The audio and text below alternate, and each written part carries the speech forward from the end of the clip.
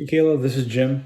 I just wanted to first thank Dr. Ford for bringing us together, encouraging us to go over each other's posts and really kind of compare and contrast.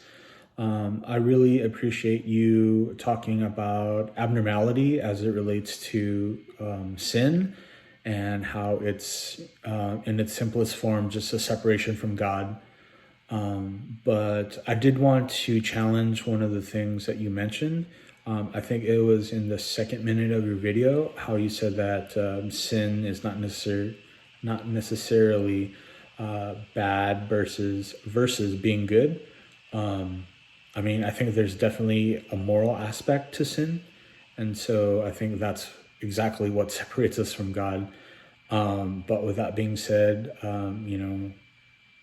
sin is the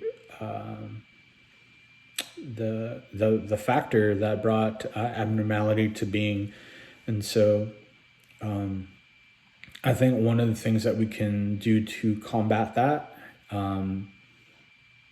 as the body of Christ, is to, as it says in Matthew 22, 39, to love your neighbor as yourself. And so as clients come into our counseling room, therapy, rapport is one of the biggest rated and highly rated factors to help clients just feel at ease, and it helps the healing process. I wanted to quote Marcuson from the article Stigma, Resistance, and Well-Being in Context of Mental Illness Identity. It says that those who experience and perceive stigma are exposed to and or have reason to anticipate negative attitudes and unfair treatment.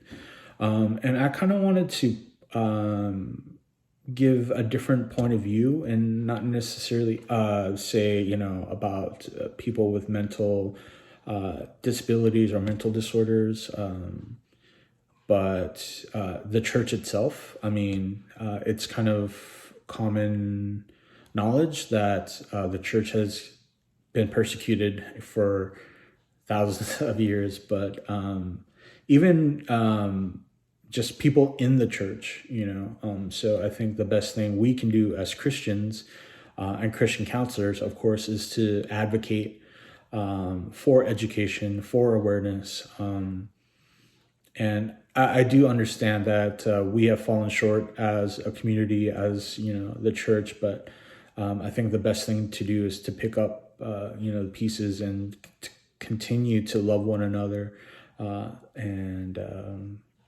Yeah. Thank you.